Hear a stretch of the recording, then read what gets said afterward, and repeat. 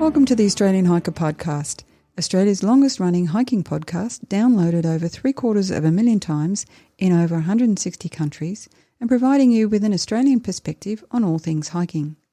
We're your hosts, Tim and Jules Savage, coming to you from Ngunnawal and Ngambri country. This is episode 248 of the Australian Hiker Podcast. And in this week's episode, we talk about changing tastes in food on the trail. We hope you enjoy. Before we get into today's episode, if you'd like to help support Australian Hiker and this podcast, there are a couple of ways that you can help us out. Firstly, by subscribing on your podcast host of choice so that each episode is available as soon as it's published. And if you have the opportunity, leave us a 5-star review. Another way to support us is go to the Australian Hiker website at www.australianhiker.com.au and click on the Support Us page and buy us a coffee. You can do a one-off donation or become a monthly supporter. All donations are greatly appreciated and help us to continue producing this podcast and blog. Now let's get on to today's episode.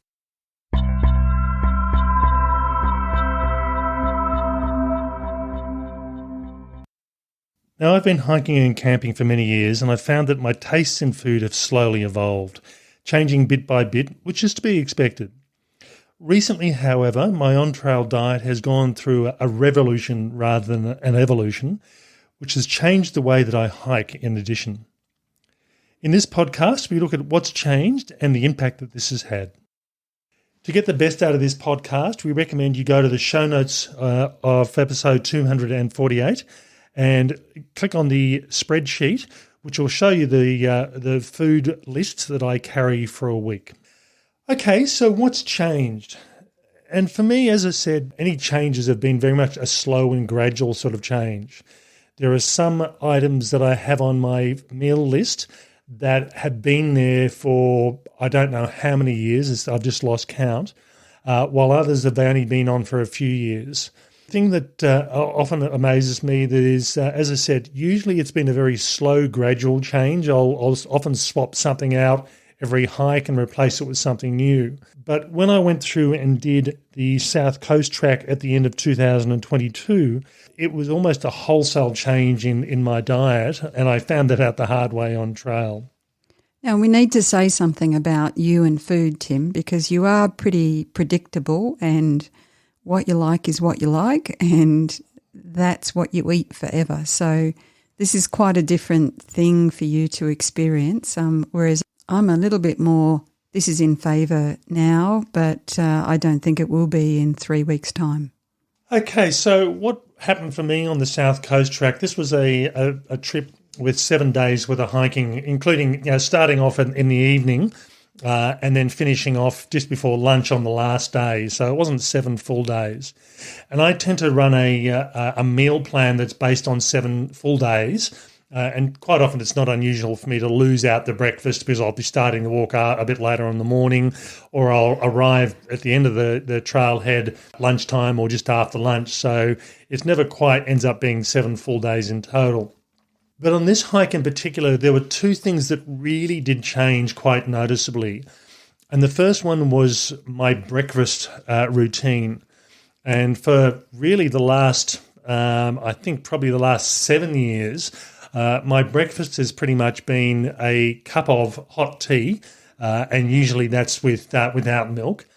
It's been a breakfast snack of some sort, a breakfast bar or a breakfast biscuit, and typically as well cereal. And I'll mix the cereal up between what we call overnight oats, which is basically just soaking oats overnight and they're ready to eat the next morning. Or using things like cereals, so Wheat Bix or Special K, something like that, just to mix up the variety over a 7-day period. And for each week, I just go through and just repeat. So I'm certainly when I'm at home, my breakfast routine is pretty consistent. It really hasn't changed that much over the years, and I can pretty much know what I'm eating for breakfast the next 7 days in advance because my tastes don't tend to change. On this hike in particular, what I really found was that I had on the first day or first morning that I had breakfast, that I had my overnight oats, and I really did struggle getting it down. And I don't know why. As I said, this is a meal that I do really like. And I found that this was a pattern that tended to repeat itself. I just could not stomach cereal. Cereal for me is something that I don't tend to eat a lot at home anymore. I used to eat quite a lot of it, but it's a meal option that I don't tend to use that much these days at home. So in some respects, it's not unexpected that I'd also follow suit and not continue to eat cereal on trail. So what I found myself doing is by the end of the 7 days, pretty much the food that I had left over was cereal. So if I had had to do an extra couple of days, I had plenty of food, but it was all cereal, and it wasn't going to be. That was a bit of a clue, isn't it? Yeah, wasn't quite what you were expecting. No. The other thing that I also reduced on this hike was nuts. And nuts is one of those sort of things. It's high in calories. It's a good way of getting food into you for a fairly good return on the investment on the weight you carry. And I've been eating nuts for many years. I love nuts. And again, normally in most days I will have a handful of nuts on a daily basis. But I found that on this hike, what I would usually find would last me one day was now lasting me 2 or 3 days. So again, this is really strange for me because it's a food that I do like and I love to eat when I'm at home, but I've just lost a bit of interest on trail. Yeah, it's an interesting one because normally I would have nuts too, but when we did the 12 Apostles Walk, I really couldn't stomach the nuts. I just kept handing them to you. Maybe that's what did it. Yeah. You had too many. I think what I've done here with the nuts, I've still included them in my hiking diet, but I've reduced them. So I've cut them down by probably around about 20%. So if you go to the show notes for this podcast and go to the link, it'll have my 2022 meal plan, which was pretty much what I've used for the last few years, as well as my new 2023. And you can see that there are a lot of similarities, but I just have reduced the amount of nuts that I am actually carrying. And for me, this was probably the 2 changes that I've made to this meal. Everything else has pretty much stayed the same. So what it's meant is a change in my hiking habits. So what I found on the South Coast track, rather than getting up, putting my kettle on, boiling some water so I could have a cup of tea, and then having my cereal, which was always cold, I found that I'm no longer doing that. And the fact that I'm not eating cereal and don't need a spoon to sort of sit there and eat it, and I'm not having a cup of tea in the morning, I found that I was actually packing up my tent virtually as soon as I'd got up, putting it all away and starting to walk. And after about 15, 20 minutes, I'd start eating my breakfast bars or my breakfast biscuit and one of the muesli bars that I was carrying. So for me, that's now become my morning meal routine. It's not very sociable, Tim, though, is it? Well, it's not. And again, this is me solo hiking as opposed to hiking together. But it means that the snacks that I was generally spreading out through the day have sort of shifted into breakfast. And I am now eating on trail as I'm walking, which is not something I typically tend to do. Typically, I would start, I might grab a piece of dried fruit or some nuts as I'm walking, but in a lot of cases, I'd just stop for 10 or 15 minutes and have a bit of a rest and a break, and then get up and just keep on going from there. So that has had quite a big impact on how I hike, and it doesn't sound a lot, but it's probably saved me, I would say, 20 to 25 minutes, maybe half an hour in the morning, which was my usual breakfast routine. And, it means that I can get out on trail a bit quicker. Usually I find that I will typically set my alarm for around about 5:30 in the morning, and I've usually woken up without my alarm anyway. And then I'd probably, by the time I've got myself dressed, packed my clothes away and my sleeping gear away and had my breakfast, it's probably saved me, as I said, a good 30 minutes. So I'm now getting away a lot earlier. Instead of sort of being 7:30, 7:40, 8:15, depending on how organised I was in the morning, I'm actually getting away in most cases by 7 to 7:15 at the latest. And if I'm planning on doing long days, it gives me the ability to walk that bit longer, because I have found, in all honesty, that I have slowed down over the years. I'm not walking as fast as I used to anymore. Now, from my perspective, as I said, this has been really a revolution in my meal take-up or my food usage on hikes. When I first started doing long-distance hiking, I would typically carry beef jerky with me, and I found that after a short period that I'd have jerky the first few days of a hike, I'd lose interest in it for about a week, and then I'd go back to it again later on. That's a lot of chewing, isn't it? It is, and it's just, and again, I can sit here and eat beef jerky at home or in my day-to-day life, and in all honesty, I don't do it that often, but I just don't do it on the trail, and it's just something about whether it's the weather conditions, whether it's the way I'm feeling, whether it's what I'm thinking about the hike. My food requirements, my food intake has varied quite differently from my home requirements, which they used to be very much in line with each other. If you look at the spreadsheet, you will notice that I've dropped probably over a 7-day period around about 800 grams of food weight. Not a lot when you spread it, it's only about 110 grams per day. And I've probably dropped around about 70 roughly calories per day. So again, not a big drop in calories for dropping 100 odd grams of 110 grams of weight on a daily basis. So while this wasn't my intention to save weight, one of the things I've done over the years is any food that I haven't eaten, I've always brought home with me. I've always weighed. I've always had a look at it to see what it is that I haven't actually used. This time I just didn't have to worry about it. It was the cereal and the nuts. and the nuts. So, and again, it was very obvious on trail that I wasn't eating as many nuts, and a bag of nuts was lasting me 3 days instead of going through it after a day and a bit. One of the things with the food that I've gone through and listed in my spreadsheet is really this is what I like. It's what I eat. It doesn't necessarily mean that everybody is going to be the same. As I said, everyone has specific tastes and likes on food, and you can get away with bad food for a day or two, but if you're hiking for multiple days or multiple weeks, you really do notice that if you don't like the food, you're not going to be happy. So you've got to take food that you like. I find that I'm not the sort of person that can stop into a town and go into a supermarket and buy food.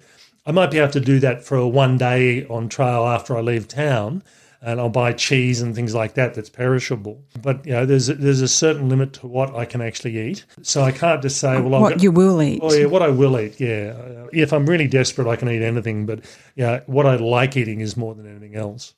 So I think it's the sort of thing that when you go through and put together a series of menus or meal plans for a multi-day, multi-week sort of hike, the first and foremost thing is you've got to like what you're eating.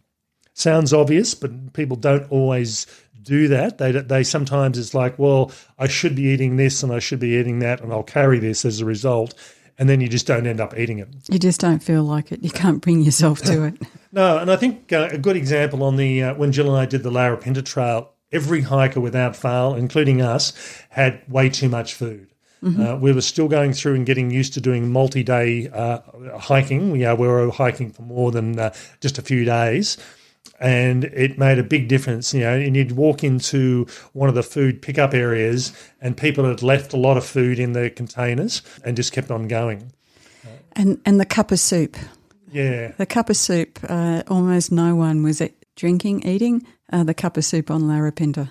Which was good for the person. There was a hiker that we were pretty much paralleling for most of the trip, and he ended up finishing with us at the same time. He originally only decided to do half the trail and got halfway through and decided he'd keep on going and finish. And as a result, he didn't have the food with him.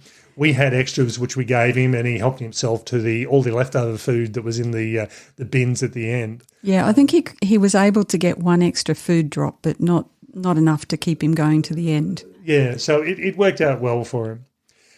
The next thing in relation to food is, apart from liking it, it also has to have some sort of nutritional value.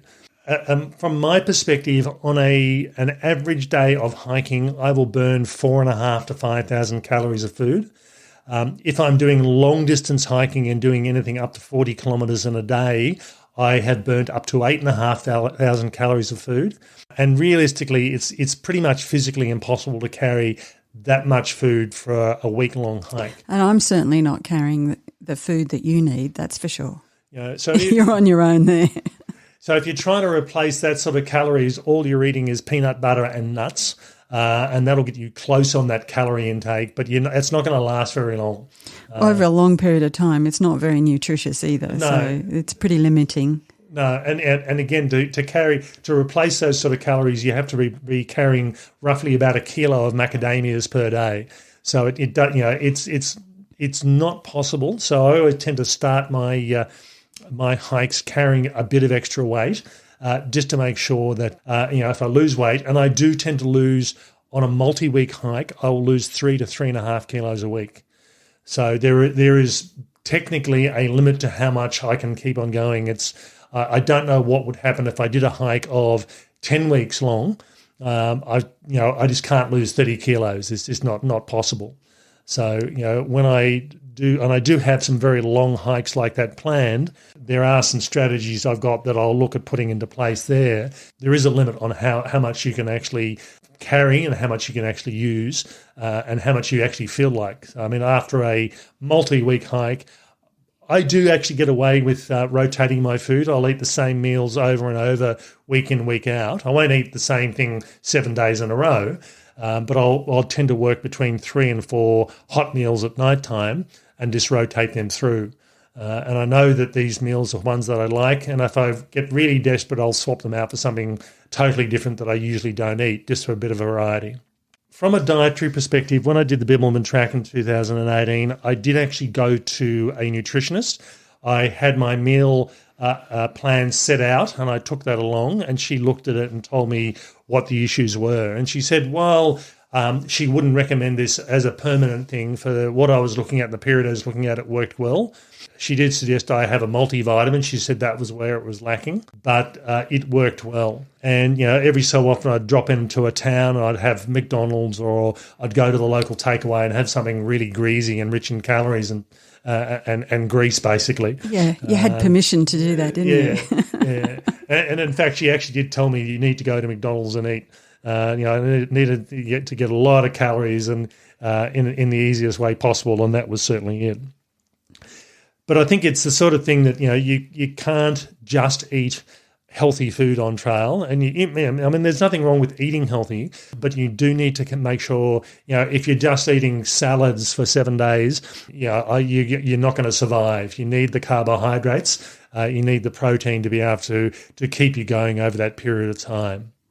So apart from, as I said, just picking things that you like, it also needs to be thing that provides plenty of calories and things that has a bit of nutrition associated with it as well. Yeah, and I think injecting some of that variety also keeps your interest up as well.